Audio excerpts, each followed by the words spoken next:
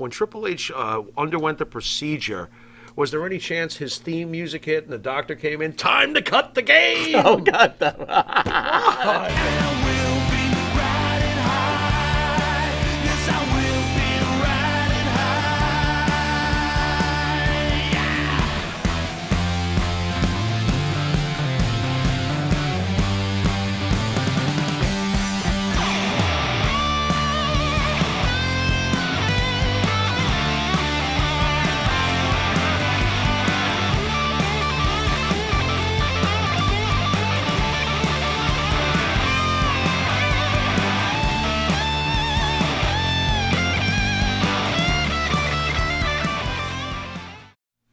All right, welcome back to Long Island's #1 pro wrestling broadcast. Monte The Pharaoh, produced out of Indie Music TV. News this week, Paul Triple H Levesque is recovering after undergoing a heart procedure last week. Triple H underwent a successful procedure last week at Yale New Haven Hospital following a cardiac event. This episode was caused by a genetic heart issue, and Paul is expected to make a full recovery. Pharaoh? Damn. You know what? You can answer this, unfortunately. With a guy that has a physique like Triple H, and he has a, what did they call it? A cardiac event. Yeah. Boy, it's that vague. I really don't know what that means other than something with the heart, obviously, but what? When you're a big dude and you lift weights all the time, I mean, how scary is this? I mean, how is he supposed to get back to... It's not easy. It's got to be not easy. difficult. Do you think he got it from exercise? I said to my wife, I'm going, well, here he is, keeps himself in this great shape. And my wife said, look, Mike, come on, stop. The guy's been juicing and gassing since his early 20s. I would say so. And she's right, because the heart is a muscle. Yeah. And I'm sure that a lot of these wrestlers be too happy that have muscle. a very enlarged heart, right? Because just like their large biceps and pectoral muscles and their ankles and their legs, their heart is probably enlarged. Boy, oh boy. And this man's not even... Look, 50. and this is a guy who took care of himself, right? He didn't do drugs, he doesn't drink, he doesn't do any of that stuff. Really? That's I wonder. From everything I've heard. Okay, that's cool. He never partied back in the day with the Clique. He never had a crazy night out. I bet you he probably did. He probably changed a lot of his ways once he started dating Stephanie and realized I'm going to be a McMahon. Not to make a joke of this, but I kept thinking to myself, when Triple H underwent the procedure, was there any chance his theme music hit and the doctor came in? Time to cut the game! Oh, God. It's just something I think about. I'm burnt. Pharaoh with the Coke. Too much Coke. That is kind of. That is I don't kind do of Coke, but do you think the doctor comes out to his own theme music? It's time to slice the game, and how you cut him. It's time to, who knows? Who the knows? I thought it was funny. I think he's going to be fine. I love Triple H. I'm a big fan of him, and I hope he's doing well. But I am worried about him. How's he going to continue to? Phil Descare says out there's been a rash of bodybuilders in his age group that have passed this past month. Not surprised. Keith Rock says Vince has been poisoning Triple H. NXT sucks, and you screwed up Raw, and now everybody's over at AEW. Have another meatloaf. What's he doing? What's he putting in it? Thumbtacks? I'll put thumbtacks in the meatloaf. Phil just topped you. He said after Triple H woke up from anesthesia, he spit water out of his mouth. This is... Oh, my God. God. You and I, Phil, we're in big trouble. Going down. Anyway. In more news, whiny Mick Foley had to chime in on why he felt the need to release WWE We Have a Problem video. Whiny Mick Foley. Yeah, sure. Because he's a whiny. I bet you he's about to say something intelligent. Go ahead. Tell everybody. He was on Pro Wrestling for Life with Sean Waltman. And he tried to explain why he felt there was a problem. Okay. The only deal I have with the WWE is a Legends deal, Foley noted. Right. They do pay people to be consultants. And if I was being paid to be a consultant, I would say the WWE, we have a problem. Okay. Well, first of all, I want to say this, Mick Foley. The first problem is your son's a writer. So why don't they fire him? Dewey. Is Dewey writing Raw? I don't know what Dewey's doing, but since Dewey joined the team, Dewey do wrong. Yeah, if Dewey's writing Raw, Dewey be fired. But, you know, thank you. Dewey be fired. Why isn't Foley making videos, Dewey be fired? Yeah, man. Well, what do you expect him to? He's not going to do that. And he goes on to say, I'm just putting myself in a place of a top-tier superstar who has a decision to make. Right. And I would look at how AEW has treated their recent acquisitions, and I would compare it to how the WWE has treated a few of their recent in development talent. And I would say, I don't know if I'd want to gamble to such an extent, and I'm willing to have everything I've done watered down and made a joke of. Says a guy who went from Cactus Jack to putting a sock down people's throats. Thank you. Socko. Making a joke. Well, it depends if the joke 802 is funny. says Dewey Decimal. Dewey Decimal point. Do you think Foley's like, Dewey, you done wrong tonight? You know what I would do with Did you Dewey? write that? You know what I would do with Dewey since he's into decimal points? I would give him pi 3.14 and ask him to figure it out. As we know, pi goes in infinite. You can lock him in a room, and he'll never come back. He'll never come out. And he'll never write another script because he'd be trying to get the end result of pi. It's pretty smart. I dude. think that would be the way to go. That's pretty smart. Why not? I still can't get the envisionment of Triple H waking up, spitting water in the doctor's face. That's pretty good. That is. With the big broom. It's time to play the game. That would be great. But on a serious note, yeah.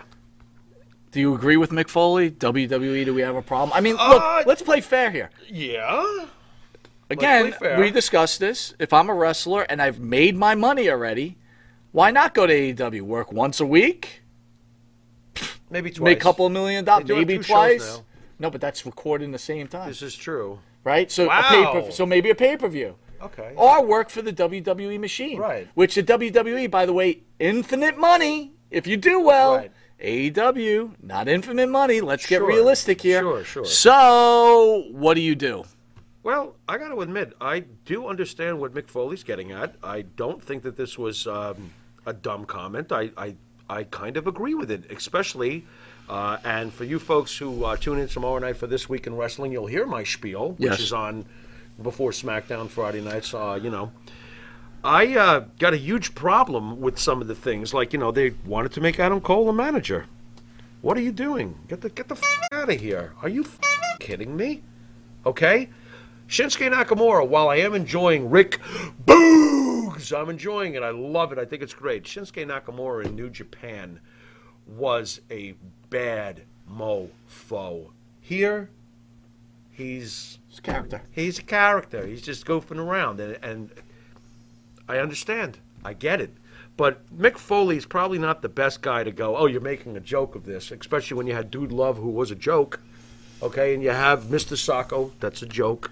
And by the way, and Mick Foley, but you got to be. It depends on the joke.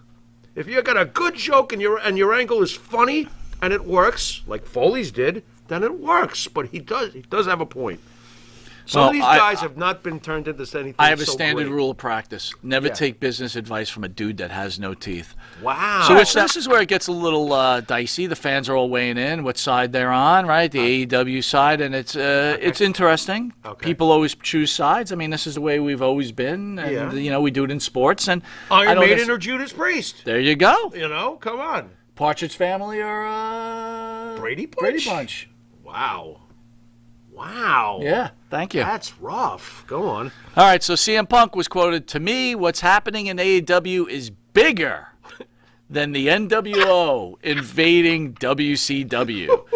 CM Punk believes that the Impact names like himself, Daniel Bryan, and Adam Cole have created AEW bigger than several top WWE superstars that moved to WCW in the 90s. Thoughts? That's ridiculous. Get the F out of here. Bigger than the NWO, huh? Bigger than when Scott Hall invaded Nitro, huh? Bigger than Kevin Nash and slamming Bischoff through it. Are you kidding me?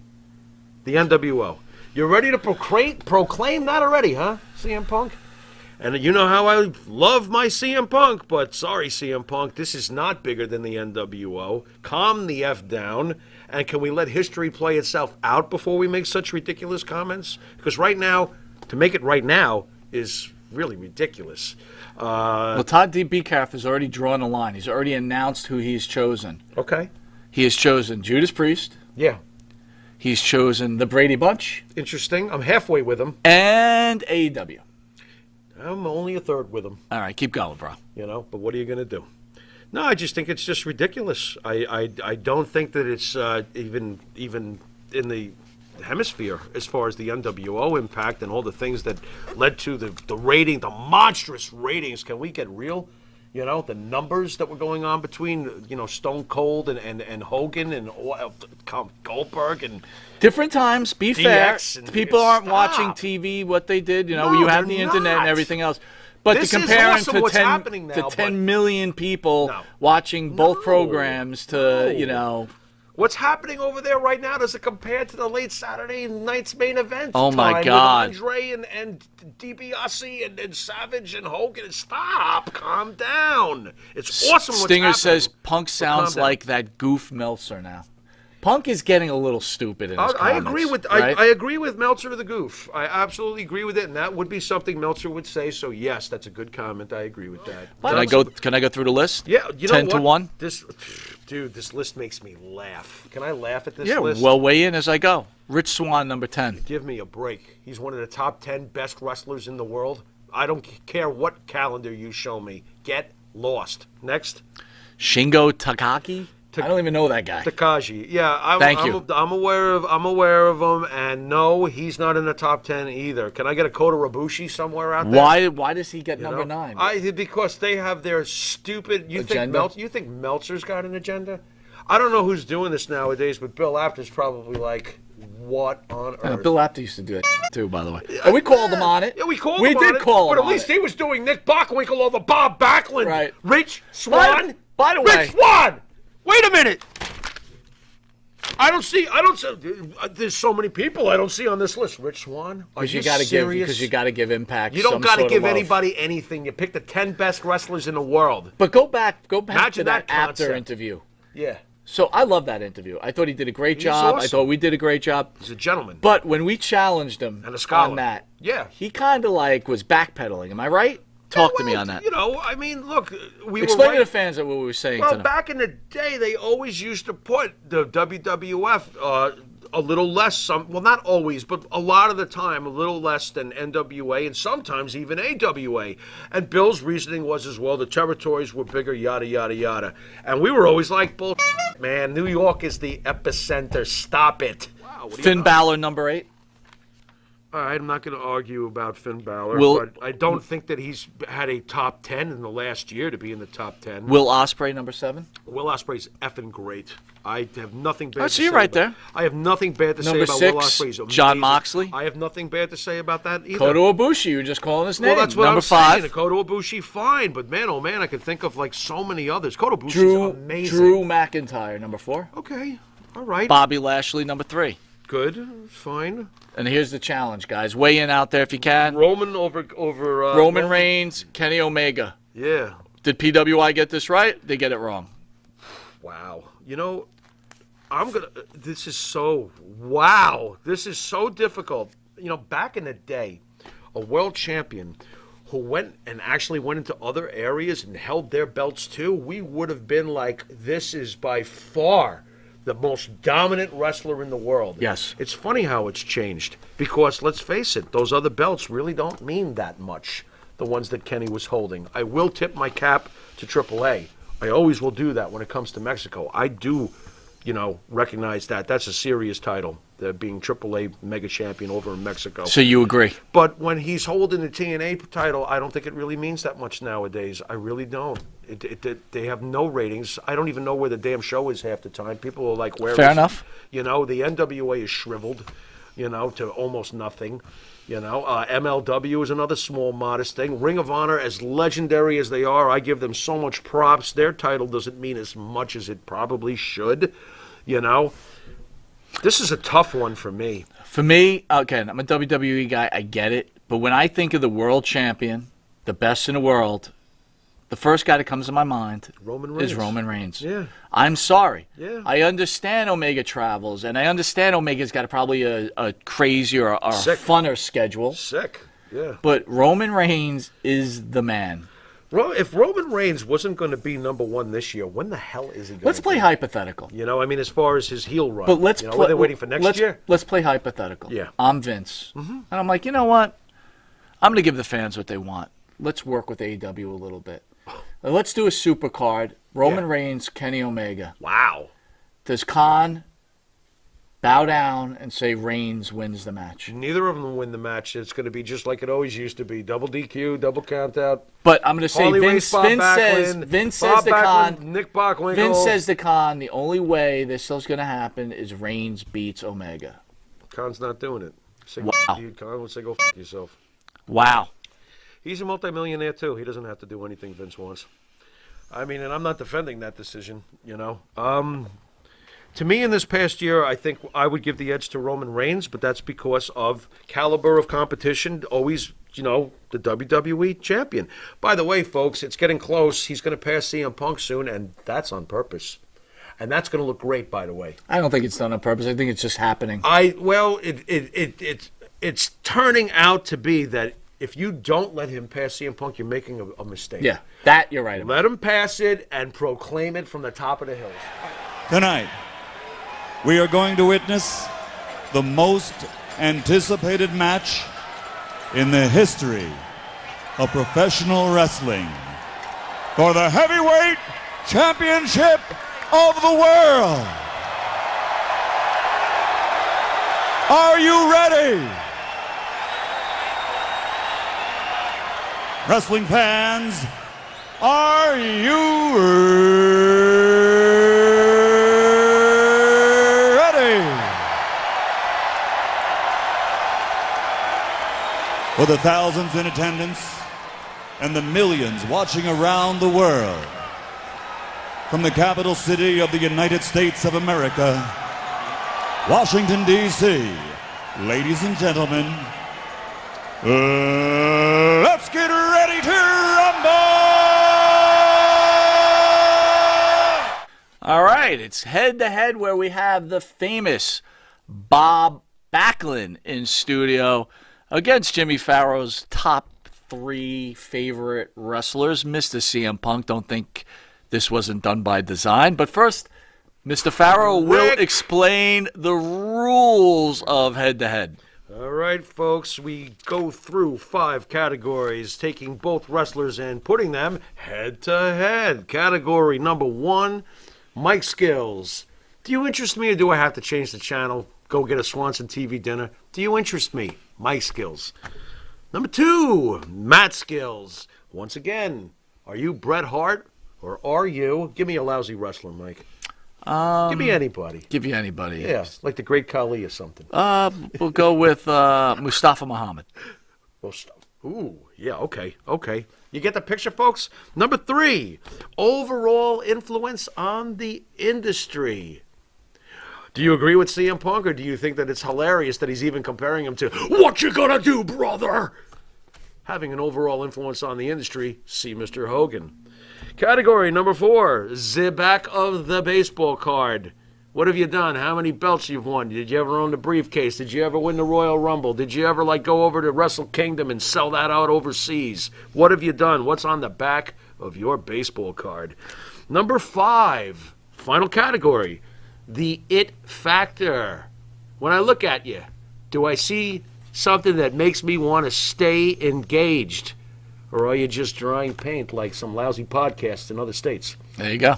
What are you going to do? There you go. So there it is. Shot fired. That was not a shot. That was just a comment. Yeah, just a just comment. an It evaluation. was a harmless an evaluation. All right, so who we got up first, brother?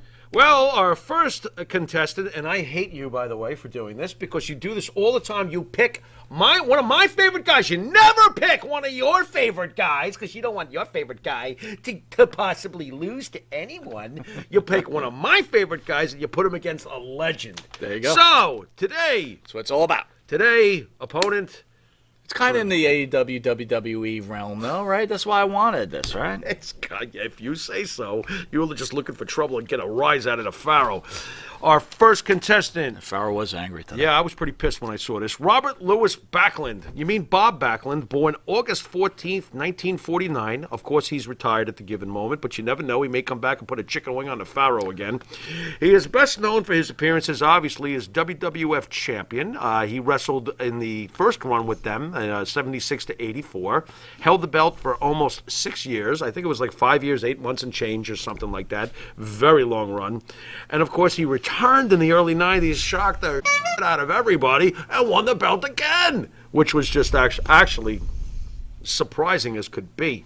So this is a two-time WWF champion and probably our favorite guest ever in the studio. Absolutely. The great Bob Backlund. His opponent tonight, CM Punk. Now, Mike put his birth name here, but I'm not going to read it. Born October 26, 1978, was CM Punk. By the way, he's born in October, just like the Pharaoh. Another reason for the Pharaoh to like him. Better known by the ring name CM Punk, because I did not mention his aforementioned name. This last sentence means Jack. Anyway, American professional wrestler, no kidding. Martial arts commentator. I must have missed that one. And we know about the former professional MMA thing that didn't do so well, but let's not get into that. Currently signed to All Elite Wrestling, obviously.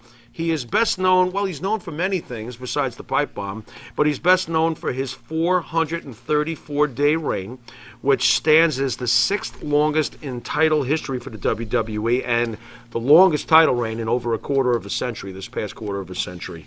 The great CM Punk.